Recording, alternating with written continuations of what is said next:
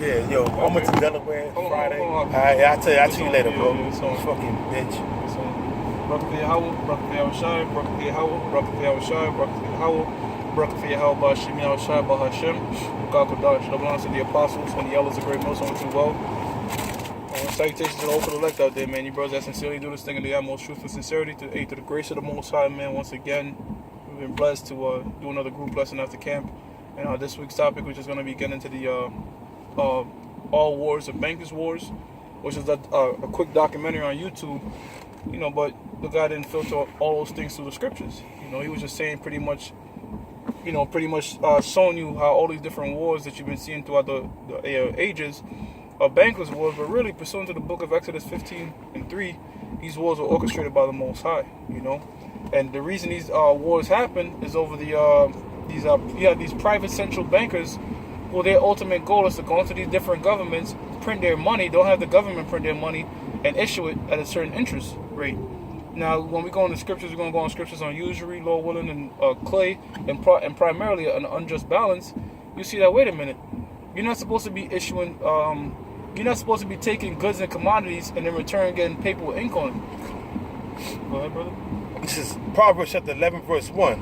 A forced balance is an abomination unto the Lord. And that's a forced balance. Me giving you actual resources in return for pieces of paper with ink on it, that's not a just balance. What the fuck can I do with that? So pretty much what these private bankers do, again, infiltrate different governments, establish a central bank, okay, namely the Rothschilds and these different Amalekites out there, because these so-called Jews aren't Jews, descendants of Amalek, man. All right, and the scripture says in the book of Genesis, the chapter, that Esau, his daughter, shall be the fatness of the earth. So these Edomites and the chief house of them, these Amalekites, these so-called Jews, then they have the earth in their hand. In the book of Job 9:24.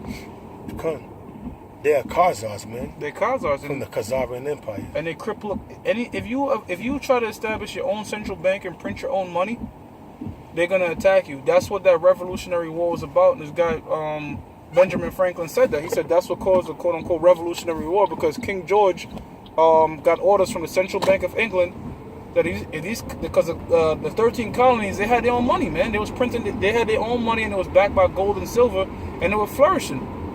So the private bankers didn't want nothing to do with that, so they started this war and eventually established the Bank of America, which the Bank of America today is owned by China. All right. Well, actually, the Bank of America was owned. It was established by Benjamin Franklin, I think it was. Yeah, no, it was originally owned by America. Yeah, no, you're right. You're right. You know what I'm talking about? I'm thinking about the United States Bank of America. There's a Bank of America, and there's a U.S. Bank of America. Yeah, exactly. They're two different entities. But the Bank of America today, established by Benjamin Franklin, is owned by China. But the U.S. Bank of America, they made it twice, because you had these different presidents such as Andrew Jackson that was going against it, Abraham Lincoln, and the third time it was established, the J.P. Morgan and these different guys said, listen, we're not going to call it the United States Bank of America anymore. We're going to call it the Federal Reserve. And that's what they did. Because this guy, Andrew Jackson, he didn't want to have the money be just backed by gold. All right? He wanted the money to be backed by gold and silver, because gold is finite. That's another way you could cripple an economy. So he was fighting to get the dollar eventually, the U.S. note eventually backed by gold and silver. And he was successful in doing that. And you know what they did? They tried to assassinate him, but the gun jammed twice.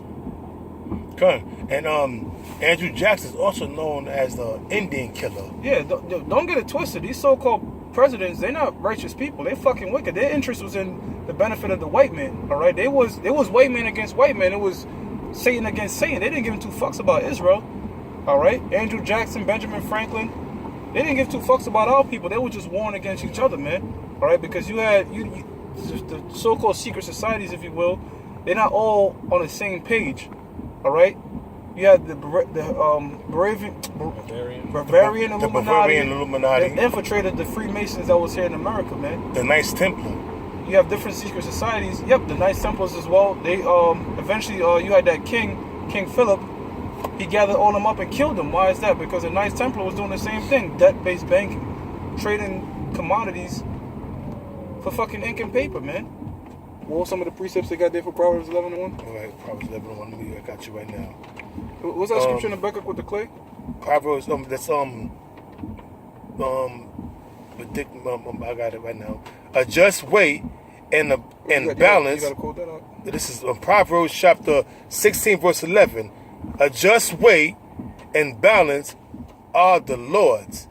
All the weights of the bag are his works. Look at that, man. A just weight. All right, a righteous weight. Just a little more. Go ahead. Verse 12. It's an abomination to kings to commit wickedness, for the throne is established by righteousness. Yeah, man. So these different kings right now, because kings do exist, but you don't know, but you don't know about their names really, because they have puppeteers. All right, but the rich banking families of the world, these guys are kings, man. They dictate what these presidents do.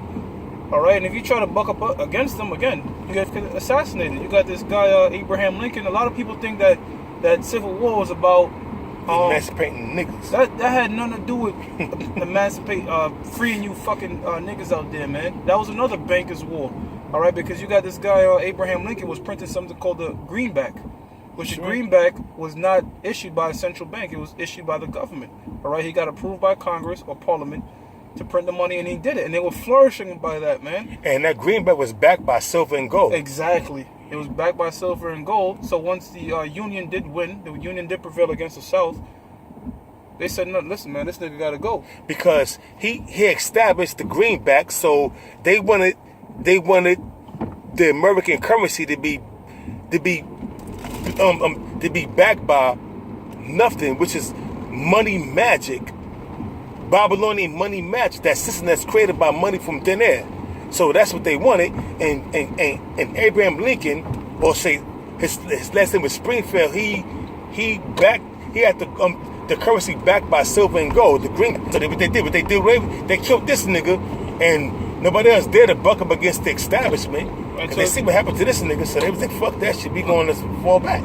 So Abraham Lincoln came back in the reincarnation of John F. Kennedy. That's right. And got assassinated for the same reason, because this guy, John Fitzgerald Kennedy, he started printing something called a U.S. note, which was also backed by gold and silver, independent of the central banks. And what happened? He got killed. And you know what? It shows you that how reincarnation exists, because Abraham Lincoln was elected president in 1865 or something like that, or 1863, and John F. Kennedy was elected president in 1865. I'm saying 1965.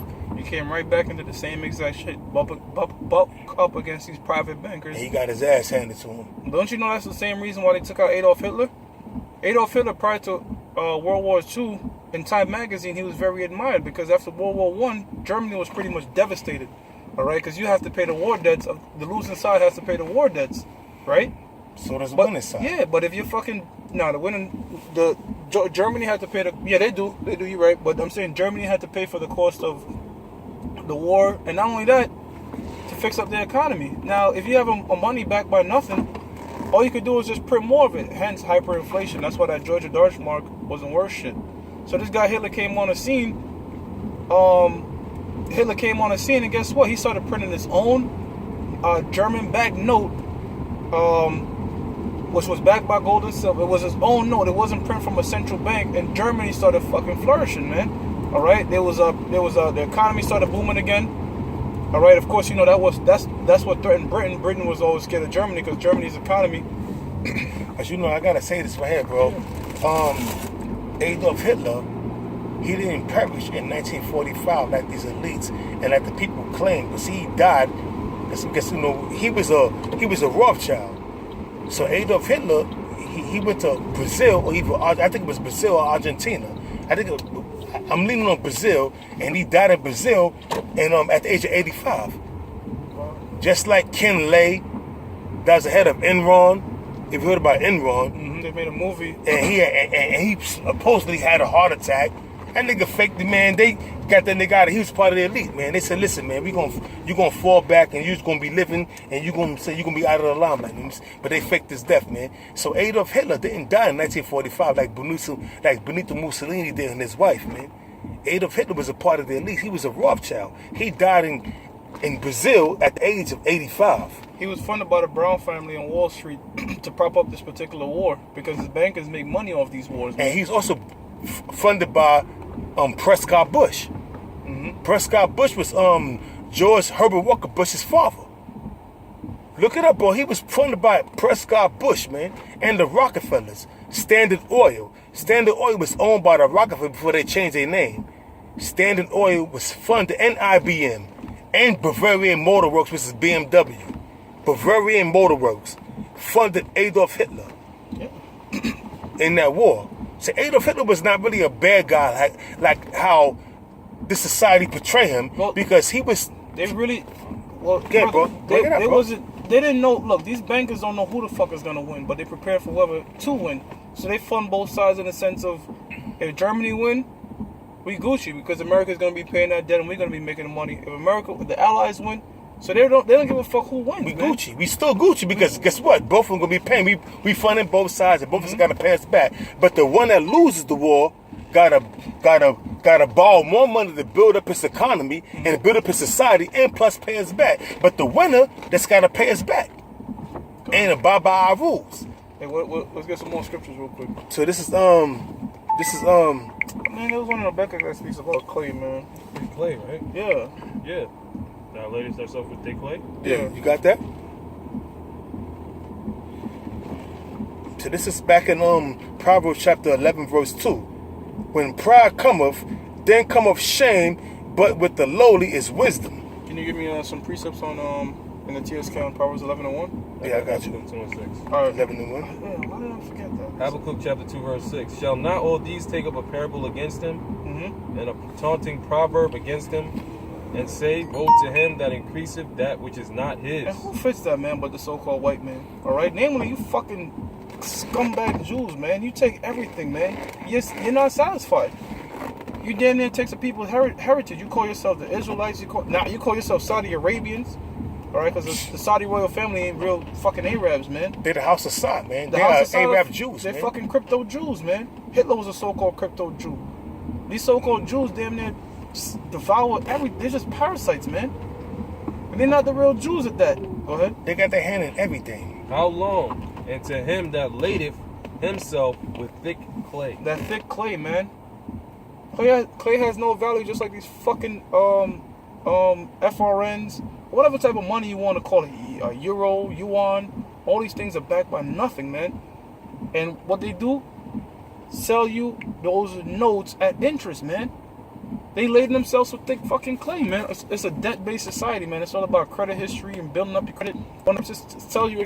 Proverbs chapter 10, chapter 20, verse, it says, diverse weights and diverse measures are, saying both of them are like an abomination unto the Lord. Yeah, diverse weights and diverse. In other words, click on that word diverse. What they got in Hebrew. Right, diverse. Okay, it says diverse weights and diverse measures. All right. It says a dry measure of quantity equals 3 seeps, 10 omers, the same as the liquid measure bath, about 9 imperial gallons, 40 liters, rabbatical weight is given size of 1/2 this amount.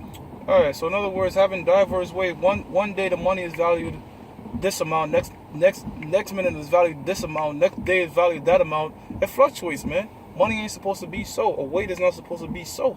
I got another one. Money's supposed to be a fixed rate, not It's a supposed variable. Exactly. It should be a fixed rate. That's Like right. gold is. That's right. I got another one. This is Proverbs chapter 20, verse 23. Diverse weights are an abomination unto the Lord, and the forced balance is not good. Exactly. Fluctuating weights, or as they call today, fluctuating interest rates, man. All right. The feds have the power to collapse and boost an economy at will. They're printing the fucking money, and they did that. This guy J.P. Morgan did that, man. J.P. Morgan created the stock market crash. Why did he create the stock market crash? What they do is they boost the economy, all right, and they have something called marginal lending. That's what really fucked up America. It's something called marginal lending.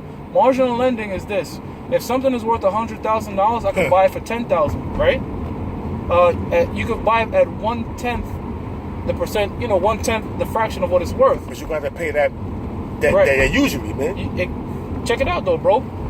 If that caused the economy to boom, because you had all these people buying things worth $100,000, and only putting a fraction of what only it put a pays. fraction of it, right? But you know what the bankers did? The bankers, I forgot what it's called, but they have this thing where when it's time to collect that debt, you have to collect it. You have to give it all that money in full, right? And now if you don't have it, right? Say you don't have the amount, you have to give everything you have. Called fractional reserve.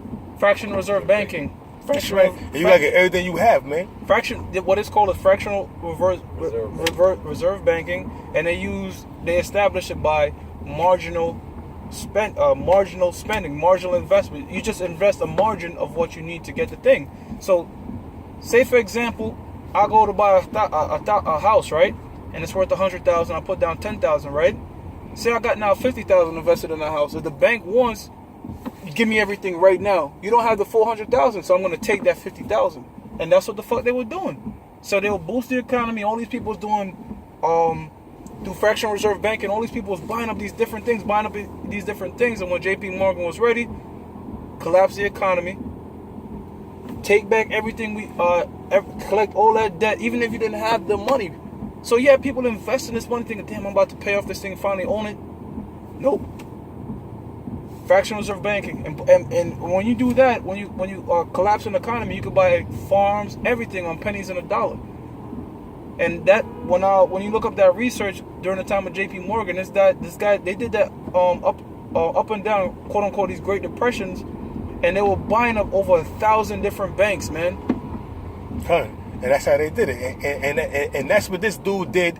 Mayor Bauer did during the time of the Battle of Waterloo, man. Mm-hmm. And his fucking son during the Battle of Waterloo. You're right. Battle of Waterloo, Napoleon. Yeah, I'm saying you're right. what they did, man. When they lied and said that they had they spies say that Napoleon won the Battle of Waterloo. He lost, and everybody decided, and then they seen this dude selling all his stats. I'm saying all his resources. So what they did with all his stocks, so what they did was people started selling off, man. And he had his agents buying all the stock that the people sold, penny on the dollar, man. Mm-hmm. So he became the king of Great Britain, perhaps the king of the world, man, because he had all the gold, man. Well, so they'll eat up all the resources, man. So that's how he did. That's what he did in the 1700s, man. Mm-hmm. So we're in the 1800s. So that made him the king of the known world, man, at that time, man. Mm-hmm. Because he had control of the banking industry of the whole known world. And to this very same day, their descendants have control of the banking industry because they do it by guile, and they still, to this very day, ruling by the dollar. And you know what, man? If you ran your land by the scriptures, because you call yourself a God-fearing nation, that would have never fucking happened to you. Because the scriptures speak against usury. You're not supposed to give things at interest, man. Because that would only lead to what? A crippling economy, man. That will only cripple the economy. In other words, that will only benefit the borrower servant to the lender. The servant is borrower unto the lender, yeah. Well, the lender is servant unto the borrower, yeah. I'm saying like, something like that. The servant is. I said it right the first time, brother. The servant is the borrower servant to the lender. There's also scripture in the book of Ecclesiasticus about that, man. All right. The borrower is servant to the lender. So that's pretty much. You people out there, you're subservient to a private owned entity, man, that dictate particular laws. Like right now, the borrower is servant to the lender. Right now, the value of the gas is down. All right. Minimum wage is up, so they're creating this false boom right now, right? But when they're ready, they can just collapse the shit at will, man. I got it. You got it. Proverbs 22 verse 7. The rich ruleth over the poor, and the borrower is servant to the lender. And the borrower is gonna always be servant to the lender, man. All right, until you pay off your debt. That's when you get free from that borrower. But how can you get free from a borrower if that nigga's controlling your wages with interest, man? Well, you can't. In this society, it's not designed for you to be free from the lender, because the lender is in this society is designed for the borrower to become servants, to be perpetual servants, man. Yeah. So you're not gonna be clean from that debt, because no matter. So let's say you pay a debt, right? You got a debt of $20,000. It's something called usury, whereas you paying interest on that $20,000. So you think you're paying off the $20,000? No, you paying off the the interest. So you still owe the $20,000. You just paying off the interest. So you always gonna be a servant unto this goddamn lender, man. And yeah, that's a good point. Because if you go to school and you have a $12,000 loan at 20% interest rate, now you got to pay $20,000. So it will take you 6 years to pay off. It's going to take you damn near 12 years to pay off. And they much rather suck you dry slowly than. Hey, case in point, bro. I'm gonna say this, bro. Back in when I first got my apartment, right? When I first came, in 2000, when I first came back, what happened was I got my apartment, and I said my friends, my apartment had a credit card. So what I did was I bought a living room set and a bedroom set, and I had my income tax. What I did was I paid that shit off, bro, all in full. You know what the lady told me online? I'm thinking I'm gonna get more credit because I paid the shit off easily. She said, "Yo, listen, we don't work that way. What you did was you paid off your debt in full, so we have no. You have no. You have. I'm saying, what she said was You have no credit score? No, you don't. I mean, you. There's no need for us to give you no more credit because we're looking for people to pay their credit. I'm saying their credit off slowly but surely, not in one whop. So they was like, yo. In other words, they was like, yo, I'm not good to them because even though I'm thinking that I paid my credit off right away, they gonna give me more credit. No, they wanted a slave. They wanted me to be subservient to them. If you have a Credit Karma account, what are some of the factors that determines your credit score, your credit history? And all right, so let's say you have a card for 20 years, right? You got a credit card for 20 years, right? And you get another card. That's gonna drop your credit history by a great amount, which brings down your credit score. So what they want to do is, how well can you manage different amounts of credit cards and different amounts of loans for a period of time? That's why credit scores is. You can't just have a high credit score overnight. They want to see how long you can manage the debt, man. All right? But when I first got my credit card, I'm like, oh, they gave me a credit card. I had a bank account. They gave me a credit card. So I'm like, all right, cool. So this credit I got, they gave me $2,000. Plus I got a little cash. So I'm going to get me a bedroom set and a living room set. I'm going to pay half cash and half on credit. So I paid all that shit back when I got my income tax. You know what I'm saying? All in one whop. And they was telling me, though, that that's not how credit works. You know what I'm saying? How the credit card company, they don't work like that because I'm like, what you mean? Yeah. I'm thinking that, being that I paid my credit back right away, they're going to need more credit. No, they was like, yo, it's done accordingly. You know what I'm saying? You have to, if you have a credit card, to pay the minimum, they say. Exactly. If you have a credit card, you want to keep your credit card utilization around 30%. They don't want it at zero. If you keep it around 30%, they want you to have a little bit of debt and keep managing it, and then they'll increase your credit limit. But who want to do that? Who wants to do that? But check it out, bro. All right, so let's say I'm managing this credit limit, right? I'm doing good on my shit, right? And then you you give me more money. You instead of having $1,000 sitting there, now you have $5,000 sitting there. You tempting people to spend. What you want them to do is to get in a crazy jam. All right, I know from experience, you get in a crazy jam where you have to use all that money up or a bulk of that money. Now I got you. Now I could milk you at a high ass interest rate for an extended period of time, man. So that, man, if you get a credit card, you have to be very disciplined to not use it. But it's fucked up. But the reason you get it is just to have it there set to build your credit history. And that goes back to what the scriptures say. The borrower is servant to the lender. So they were trying to have me, because I borrowed the money on credit, to be their servant. Listen, but I paid it back, and she was telling me, the lady, she was like, oh, but that's not how credit works. I mean, what do you mean? I paid my debt back, so I'm looking for more credit. She said, oh. So she was like, no, you don't understand. You have to pay it back in a period amount of time. They're looking for the minimum payment. They don't want you to pay the whole thing. They want you to pay the minimum payment. But I got the whole money. So I'm a patient though. But you got all the money. So why spend all your money on credit? When you just, I don't like own people. That's why. She was like, that's not how credit works. So you always gonna be. Yeah. Nah, it's just right here. She said, so that's not how. So you always gonna say, so we're not gonna issue no more credit because you're no good to us. Yeah, I'm like, yo, I was fucking bugging. I didn't know that. I was bugging like, yo, what? It is what it is, brother. I'm like, yo, what? You mean to tell me I can't get no more credit because because I paid my debt up on time? Yeah, you're right behind you. They want to be a fucking slave. Hey man. Hey, well that's hey man. Well, we brought out the scriptures, man. All right, you American people, including us, we're fucking slaves to these bankers in a sense of they got all the goddamn money, man. But it's all ordained of the Most High. They're gonna be destroyed very soon, man. So with And that shit brother, is true, man. Hey, Shalom. that's Shalom. Oh, Yo, bro. That shit.